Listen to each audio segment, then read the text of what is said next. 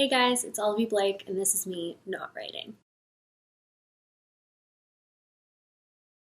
Okay, so I am not really feeling like myself today, and got asked a little bit about politics, but I just don't feel like talking about politics again today. So I'm just going to read you a story. Just a couple of news-related things. You've probably heard me say a variety of these things like over time. I've just been kind of mentioning them, but just to finalize, Lilith Mora is working on volume 3 of Alpha, like right now, which is amazing news. I mean, it's unfortunate news because one of her trip got canceled, and instead of going on vacation, she's going to draw Alpha, which is, I win. The sequel to The Commoner's Guide is now posting. It's called The Princess's Guide to Popular Statecraft. You can find that on your preferred fanfiction platform. I got cast in the Southern California Renaissance Fair, so if you want to see me do that, you can do that. It was actually very surprising. Thank you very much to Tumblr user Zabini for help with 2Bs. For helping me. She picked out a monologue for me, and it was the first time I'd ever actually performed a monologue, and actually the first time that I had done any improv things. It was in a room with a bunch of actual actors, so there's that. That was exciting. What else? Okay, and also I am almost positive I will be releasing Alone with You in the Ether in June. That is my book about the two characters with mental disorders. One who is clinically depressed with OCD. He's a mathematician who's obsessed with time travel. And the other who is a bipolar former convicted counterfeit artist who is now just sort of an artist, ? So anyway, I'm pretty sure that I'm just going to release that myself in June. And then in August, Which Way Publications is going to publish an anthology of 4 of my stories that I wrote specifically for them. Plus it will have a new story as well. So the story that I picked for today is one that I haven't talked about or decided what to do with yet. Every year I write a story for my friend Calabrina's birthday. Traditionally, these are my best stories, in my opinion anyway. The Wish Bridge was the first one, followed by Clara and the Devil, which I might have exciting news about Clara and the Devil, but we'll hold off until I know for sure. So this story is called A Year in January. She said her name was January, which I felt was a bold claim. I'm 89% certain she made it up on the spot, though at the time I was not particularly concerned with whether or not she was hiding from something. Life has a way of being like that, wearing you down to the point of acquiescence. Suppose it was largely because she was female that I didn't question whether or not she was a serial killer. That, or I was tired. This is a very odd description, is it not? She said, pointing to my Craigslist ad, which for whatever reason she had printed out and annotated, next to the line that said, must not be not a morning person or not a night person, but simply a person unbeholden to chronology as such, and below the line clarifying, judgy people, please kindly reconsider applying, P.S. this isn't rude, it's simply proactive, was a small series of foreign-looking hieroglyphics. I'm not technically sure, she offered an apology, walking back her initial suspicions of my oddness, since I don't have a lot of experience. With Craigslist, you mean? Among other things. Did you just move here? Yes, laterally. Laterally? Yes, a lateral movement. What, like within some corporate structure, you mean? Impossible to tell, she said solemnly. I felt this was actually very within the realm of possibility, and when I said so, she remarked that there was no way of knowing. The realms were constantly shifting, and as such, very little could be said about them definitively, much less in reference to actuality. I felt this, too, was a strange remark, but I, unlike most people, am not exceptionally opposed to strangeness. I am generally regarded as strange myself. Many people also find me condescending, and I suspect they are mostly correct about that. I was starting to feel a bit tired, and I told her so. Are you often tired? She asked me. I had the feeling it was a very clinical question, which reminded me of the doctor I had been trying to avoid. No, I only asked for purposes of atmospheric betterment, she assured me. Briefly, I wondered if she'd been reading my mind and then determined it was best not to go down that path. Sometimes it concerned me what other people could see in my thoughts, but there was never a good way to address these anxieties. It was like writing a word too many times until suddenly it made no sense. Or when you've begun thinking too consciously about breathing and then abruptly you can no longer breathe. Just wait until March, I said. What happens in March? Don't worry about it. Something about the equinox. Aha, she said, looking sagely untroubled. Understandable. She was approximately my size, which is to say neither tall nor elfinly small. In terms of appearance, she reminded me greatly of the peripheral tests at the optometrist. I mostly saw her in flickers. I'd like to take a nap, I told her. Just please don't touch my things without asking. She pulled out a pen and scribbled it down, murmuring to herself, "Don't touch things without asking," she echoed, and then looked up. "Is there a preferable way to ask?" "I'm very tired," I told her. "Ah," she said, "expediently, I see." Then I walked into my room and crawled into my bed, burrowing under the covers. All of my friends made it very clear that using Craigslist to find a roommate was a terrible idea, which is why I didn't tell them I was doing it. On a potentially related note, I am not very good at friendships. I find I have a tendency for devotion, and therefore I expect the same. When I do not receive it, I become despondent, though not fruitfully so. Some people have such verbosity of sadness, periods that lead to beautiful metamorphoses. That, or they have a destructive form of sadness, little inner cyclones of it. Meanwhile, I become something of a brick wall or a used car, less valuable each time I am injured. "There's a clause in this agreement that seems to indicate you require services of some kind," said January. I had not opened my eyes yet, but she was sitting on top of my ankles. "See, here," she said, though I continued to keep my eyes closed. "You specifically said you needed someone who is willing to take out the trash without being asked." It was more of a descriptive passage, I said, a desirable personality trait, not an anticipated service. Taking out the trash without being asked is a personality trait? "I'm sure I could have shorthanded with something if I'd really wanted to," I muttered. "Conscientious or something. Thoughtful, I guess." "How common are they?" "What?" "Thoughts." "Dismally uncommon," I told her, and then I rolled over, or tried to. "You're sitting on my feet," I remarked with glumness. Sometimes when I'm unhappy, I become impatient with my own unhappiness. There's such a drudgery to my needs that even I find upsetting. I dislike inconveniencing other people. I also dislike other people. "Is that a pressure point for you? You should have said." She budged over. "Listen," I said. "I don't really feel like talking." "Are there better ways to communicate?" "Mutual understanding is ideal, but it only happens over time." "Is it like telepathy?" "More like data extrapolation." "So friendship is an algorithm?" "We're roommates, not friends, but basically yes." "I see," she said. I think she wrote it down, but I wasn't paying attention anymore. I was trying to go back to sleep, but couldn't because she'd woken me. If I read a few pages of something, I'd likely drift off again, but there was no telling what state of mind I'd be in after some reading. That's the trouble with books. It's the same trouble with clothes. The issue of deciding what to wear isn't a matter of fabrics, but a question of who I'd like to be once dressed. With books, quality is one thing, the resulting mood another. At a time like this, I couldn't risk becoming overly excited. I had scheduled the majority of the day for sleep. "It won't always be like this," I told her. For a strange, prolonged moment, I felt like crying. There are many different ways to cry, and this was the worst kind, leaking, spillover.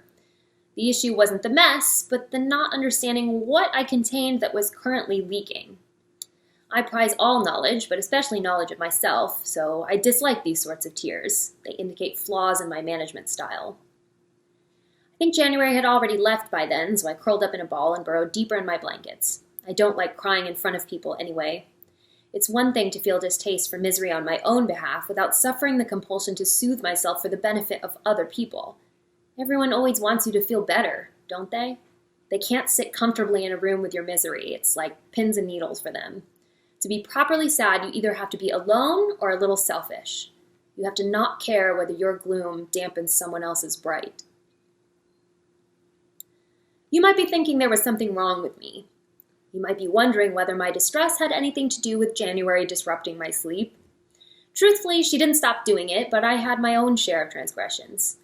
At some point, I got restless, and I had a revolving door of idiots I invited up to my room. It was Kyle, I think, who was responsible for what I like to think of as the clitoris episode. "You're doing it wrong," said January, which was, of course, very upsetting for poor Kyle, who hadn't expected a stranger to walk into the room where he and I were well into the latter stages of penetrative sex. She should have reached ecstasy by now. "She's not wrong," I told Kyle. I found January's behavior just as odd as everyone else did, but as I said, generally speaking, I am comfortable with oddities. I sometimes have the feeling I've seen so much variation over so many forms of existence that this particular version of me is immune to the concept of anything ever being out of place. In any case, January went on to explain to Kyle the workings of the clitoris, which I had recently explained to her when she asked me about my aforementioned revolving door of men. I think I had said something along the lines of wanting to feel something and also hormones, chemicals and such. She had assumed alchemy, and I corrected her, no, biology. She seemed disappointed and didn't leave her room for several days. According to January, she'd studied at a very prestigious academy with some sort of exacting priestess, which I told her sounded a lot like Catholic school. She was relieved I had some basis for comparison and explained that proper research was paramount to any degree of true comprehension. I think I was drunk at the time. Anyway, January explained to Kyle that he needed to stimulate my clitoris while in the midst of penetration, a very attentive listener, January. And when he asked her if she wanted to do it herself, she said no, she wasn't ready, proper research was paramount, etc., etc. But presumably he was some sort of prodigy in regards to my needs, she offered encouragingly, or else I wouldn't have let him try something like this, which required a great deal of intimacy. Actually, no, I said, gently stopping her. I explained to her that Kyle and I used to work together, and this was a purely physical sort of thing. By that time, Kyle was beginning to get a little antsy, making excuses to leave. I thought about being frustrated with the way my evening had turned out, but upon further contemplation, I realized January was right.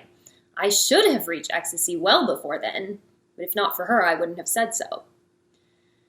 Sometimes I wonder what it is about me, if I need to be touched, or if I just want to be wanted, or if I'm okay accepting lies. I think the latter is definitely true, in addition to both of the former. I think there is no such thing as a person who craves honesty all the time, or a person who wants absolutely to be lied to. I think personally, it's always a matter of pursuing the truth of wanting in order to parlay some greater lie of value. The point is, January wasn't a bad roommate. We both had our days. Sometime in March, I decided I was going to do a mixed media project. Food, sex, poetry, that sort of thing. I suppose you could conventionally call it a food blog, only I had no personal connection to the food outside of my wanting to eat it. It was mostly free-form poetry that reflected a period of grave erotic craving. I had also been very dedicated about my gym attendance at the time. January asked me where all this energy was coming from, and I told her I was feeling very invigorated by something. I don't know, everything. And she said, why didn't that work all the time? And I said I couldn't hear her over the sound of the treadmill whirring. She said, was it from all the sleeping I had recently done? And I said, no, I didn't think so, but also the treadmill was quite loud, so could this conversation wait until we got home? Though I was excruciatingly neat during this period, I was not a very good roommate. I scrubbed our bathtub with a toothbrush, but also I found the middle of the night to be a convenient time to work.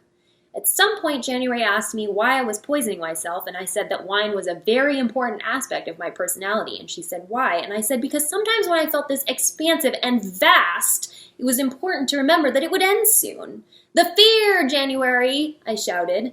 The fear is the driving factor. My mortality was a race, and so long as I never asked questions, I would win. It really wasn't that complicated. January, would you please hand me that whisk? I found January to be especially fascinating at these times. I had noticed, of course, earlier in our living together, that she did not always understand electricity, but seemed to have no problem conjuring toast. Initially, I had not been interested in pursuing my curiosity. I think, truthfully, I had none, because curiosity implied conversation, which I did not then have the energy for. But then I became intensely ravenous for explanation. Did she learn that at her academy? Yes, she did, though how anyone could go about not learning it seemed frankly irresponsible. Was she displaying some sort of specific and therefore limited ability, or was she herself magic? That was unclear according to her, as she did not believe there was a distinction between magic and nature, and it just seemed very sad to her that I was so trapped by the constraints of physicality. I told her it made me sad too sometimes. She made a face like, and said she'd long suspected I'd been cursed somehow, and was there anything I could do to break it? Had I possibly already broken it, given my recent proclivity for motion? I don't think so, I said. Truthfully, I knew I hadn't broken shit, but I liked the idea of it, that maybe I just had some sort of curse, and therefore I could conceivably break it. It took shape in my mind, and I could taste it, a burst of flavor. What a delicious thought! I baked a cake, attempting to mimic the way it felt to be so unexpectedly free. But I think there was a problem with the flour ratio. By the time I finished the poem I'd been working on about the mystic savoriness of existence, I no longer felt it was worth reading. At some point I had to go away for a wedding. I did not anticipate this being an issue, as I am very extroverted even if I am deeply antisocial. Unfortunately, things that seem only reasonably unpleasant to me at a surface level have a way of sneaking lethality in from somewhere deeper, the water source or something. I've never technically understood wells. January was devastated when I told her that various behavioral traditions dictated she could not come with me. I believe she used the word oppressed, as in I was oppressed by the expectations of my tyrannical society. I remain unsure whether she wanted me to stage a full-scale revolution over it or not. It's possible I disappointed her when I failed to file a petition. It was a family wedding, distant enough that I was only half-heartedly invested, close enough that my every behavior was heartily scrutinized. I returned home to find that January had built some sort of wooden structure into the living room, like a temple. She gave a little half-gasp when she saw me and demanded how it was possible that I could spend so much time alone. I said, "Why, were you lonely?" She said she didn't understand what that meant, but there was something upsetting about the way her thoughts in my absence had reached a dangerous momentum. It began with something very simple, i.e. her current circumstances, and progressed to violent extrapolation, i.e. whether the universe was in fact just a dream that a giant was having, and when he or she, the ambiguously gendered giant, woke up, we would all be rendered dust mites. I told her that's called a spiral, though I also told her I doubted it would matter whether we were the dust mites in a giant's dream or not. Isn't our experience real, even if we are not? She thought about this intensely. What makes you say that? Sometimes I'm sad. The sadness is always real. Sometimes I'm angry. The anger is real too.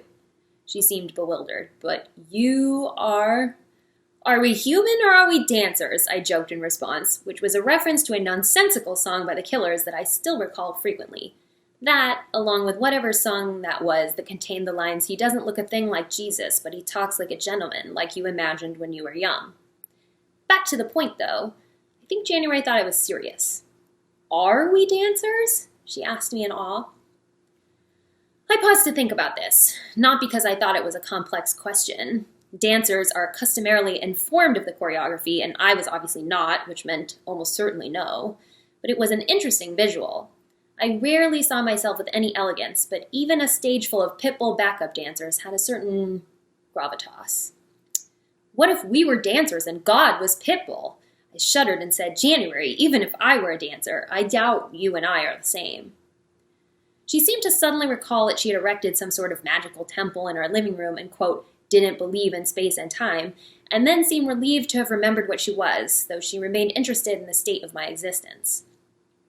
"I thought you said the wedding was nice," she said, peering at me. "You look miserable." "It was nice," I agreed. Both can be true. Then I slept for about 3 days. January had a mild interest in my sex life. I think we can agree that we all have mild to moderate cases of this, so it didn't seem fair to blame her. She drilled me about my end goals, my deliverables, my pings and actionable items. "Is it for pleasure?" she asked me. "Mostly yes," I said, though also sometimes because it's easier. Easier than what? Than saying no. Why? Depends on the reason. Sometimes I have a headache or I feel sort of inexpressibly bloated, but if I say anything about it, I'll remind them of my bowels, and it's really not worth planting that in their heads. Might actually want to do it some other time, you know? So what's one loss in a winning record, I said, setting the timer. I was making tea at the time. "Do they not know you have them?" "Bowels," she clarified. She was learning that I did not always know what she was talking about. As a result, she had undertaken habitual efforts to increase her clarity that I found very thoughtful. Yes, they know about my bowels, I think. I had to think about this. Yeah, they know, yeah, but it's not sexy to them. Sexy? Yes, being of or related to sex. So what is sexy? Depends. Sometimes confidence, sometimes vulnerability, black lace, mascara, sometimes high heels, sometimes short skirts, rarely dark lipstick, but sometimes red. Oh, and sometimes sweatpants, I added as an afterthought, or gym clothes, but only the kind that make your butt look good. So, costumes? Basically. She told me that her queen had held frequent masks for this express purpose. I asked if they were all essentially orgies, and January confessed that she found it confusing the way I tended towards a single partner. Didn't I know my chances at ecstasy increased with multiple partners simultaneously? It's not always about ecstasy, I said. Besides, there's the safety aspect. I explained contraception, and her eyes widened, so then I explained procreation. I asked her if that hadn't been taught at her academy, and she said they meaning her species, I gathered, mostly went through a process of forced adoption. Sex, according to January, was for pleasure or power and nothing else. I liked the idea of it, the simplicity of it. The world was very simple for January, I think. She seemed to find all of it very straightforward except for me. You're sedentary again, she observed aloud. It was sometime after the clitoris episode, but before the next time we saw Kyle, which was at his wedding later in the year. I introduced January to the concept of tequila shots, but she was already well versed in debauchery. She had a particular talent for mango margaritas. I explained to January that I would be in motion again, maybe. Maybe? Historically, yes, though it was difficult sometimes to remember. But what if you're not, she said, mobile again? Then I'm not. You'll be sedentary forever? I found it amusing that she had chosen the categories of sedentary or mobile. It struck me as a more accurate way to put it than most people ever did. For example, my doctor had told me that my periods of seething frustration were one thing, while my episodes of exuberant anger were another. But it made more sense to me in January's terms that I was angry all the time and only capable of doing something about it at some of them. It'll pass, I assured her, impassive from the exhaustion of being back to my least favorite bit of the cycle. But I think I was crying again, which explains why she didn't believe me. It seems to me this curse is worsening, she said. Then she left, probably doing research. I decided to take a week off during late spring, and I conscripted January's assistance. I handed her my phone, my wallet, and my computer. If someone called me, I said, then she should simply tell them I was out of the country and would return shortly. In reality, she was not to tell me if anyone had tried to reach me, and if nobody tried to reach me, then she was not to tell me that either. I'm just very exhausted by the pretense, I told her. I love strangers. Did you know that? I enjoy having acquaintances. Generally, I found small talk invigorating. I like to play a game with myself wherein I sought to identify whatever a person most needed to hear and then went out of my way to tell them. You will notice that despite my hinting at my flaws, I have never actually claimed to be talentless. I am actually quite talented, though not in a way that fits with contemporary capitalism. I would have made an excellent court joker and, I suspect, a decent bard. My worth is inconveniently misplaced.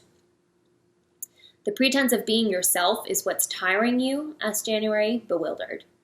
At which point I had to explain to January that I am almost never myself, because the concept of being one thing singularly is fundamentally unsound. I am only variations, I told her. I explained that I'm more like a place than a thing. I have seasons of poor weather, tourist seasons, El Nino, Santa Ana winds. At my foundation, I am always the same, but atmospherically, there can be issues. It is sometimes unsafe to travel here, is where I concluded my think. So you're doing the pretense for the benefit of other people's safety? As much as I'd like to believe that's the case, no, I said. Mostly I can't stand not being wanted. Will people want you more if you take a sabbatical from existence? Ideally, yes. Does that make sense? I believe so, I said. It's logical even if it isn't rational. We argued over semantics a bit, but in the end, January agreed to do it. Not that I doubted she would, but she seemed to have a weird thing about owing favors. I had to tell her quite coaxingly that it was a job, not a favor. I would pay her in whatever currency she wished, which ended up being a nightly conversation during my week of isolation. I thought I would hate this, but I didn't. Not really. I asked her to sit on my feet because my circulation was bad and they were always cold. The first night she asked me about religion. I explained as best I could from a place of ambivalent Catholicism how organized religion had somehow managed to improve the state of humanity by bolstering the arts, but had also contributed to an insoluble crisis of racism, xenophobia, and genocide. Kind of a bummer, as I told her. I meant gods, she said. Oof, don't let anyone's waspy grandmother hear you say that, I warned. Most people think there's only one God, and they get angry if you disagree about which one it is. Oh, she said, looking grateful. In fairness, I was aware I had probably saved her from any number of Twitter trolls. The second night, she asked me to explain what I meant by racism. It ended up being a very long lecture about colonialism and biological warfare, I suspect. I told her that as a person who is made up of several identities, I had only ever felt confusion over it. So you don't have one? She said. It was one of the rare instances where she forgot to clarify what she was talking about, so I had to ask her what she meant. You don't belong to something, she synthesized slowly. I don't want to belong to anything. She clucked her tongue in disagreement. That's not true. I was too tired to argue, and anyway, I didn't know the answer. The next night, we talked exclusively about the book The Da Vinci Code. The next night, the spectrum of human sexuality and the pitfalls of working retail. The next night, subprime mortgages, the Wall Street bailout, the human impulse to find community, and the rungs of Maslow's hierarchy. On the penultimate night of my sabbatical, we discussed the subject of my death. Do you think about it often? She asked. Almost incessantly. Really? I nodded. I sometimes think this would be a convenient time for it. Not invitingly, I was careful to assure her. Just in the sense that I'm not sure what I have left to accomplish, and at least I don't own property. The British nobility pay egregious estate taxes. What are you trying to accomplish? She asked me. Well, I sighed. Unfortunately, that bit's a total mystery. Love? Sometimes I think it's mainly love. Some all-consuming, enrapturing form of it. I think primally the answer is the continuity of the species. Transcendentally, it's an issue of work product. What type of work? Well, the canvas is me, I suppose. But the debilitation of creation is such a competing factor. Shouldn't the not knowing keep it interesting? Yes, I think so, but it's also quite exhausting, I said, referencing where I lay on my bed. Does everyone take sabbaticals? No, but I think most people are better at it than me. Better at what? All of it, I said, but what I meant was existing. At some point, I introduced January to brunch. She loved it. It is, after all, the only known concept to be wholly without flaws. It's possible I'm losing track of how things went. It was very easy to lose track of time with January, who didn't seem to experience it the same way I did. She told me that was due to something involving thinness in the air. I said, like altitudes? And she said, yes, sort of, shortness of breath and all that. It either made sense or I allowed it to. I got very restless at some point. My dormant fury arose newly unhinged somewhere around autumn. I was no longer crying, having given it up in favor of weeping, which was ghastly. My head ached, my skin was terrible, and to make matters worse, I was getting older. I used to be a prodigy, I shouted at January, and now I've pulled out 2 gray hairs in a single month. You know what would help? If you could forget things, she suggested. I think the flaw in your personal existence is your continuity. Don't you think it wouldn't bother you to have wrinkles beside your eyes if you'd forgotten they didn't used to be there? I have wrinkles? I said. Oh, said January, chagrined. Sorry, I thought you knew. January's conception of what I knew or didn't know seemed to be her main source of frustration. I got the feeling she was repeatedly trying to make sense of me and couldn't. I explained to her at some point that it wasn't her fault and that the reason she couldn't make sense of me had something to do with the volatility of my emotion. It's chemical, I told her. Chemical misfires in my brain. So you're not actually sad when you're sedentary? No, I am sad, but not about anything, just in general. So it doesn't have a cause? No, it has a cause. It's just not always identifiable, or if it is, it's unrelated. But the sadness is real? Yes, artificially. I could see I was distressing her further, so I suggested we get ice cream. She asked me why we didn't always go get ice cream, and I explained the concept of calories and also the alarming prevalence of type 2 diabetes. She seemed crestfallen and wanted more ice cream to improve her mood, but then she remembered the bit I said about the calories and appeared to have hit an internal snag. "It's all right," I told her reassuringly. "We all go through it." "You'd think it would bond you together," she said while we were walking back to my apartment. "All of you trying not to eat too much ice cream even though you want to. You'd think that would unify you in some way." "Actually, some people are lactose intolerant," I said. Then politely, I looked away when she started to cry. Hey guys, so I didn't actually, I did finish telling that story, but unfortunately it got kind of, I started speeding up because it got so long. So I think I'm going to record it again as like an audiobook maybe. But yeah, so you'll hear the end of that another time.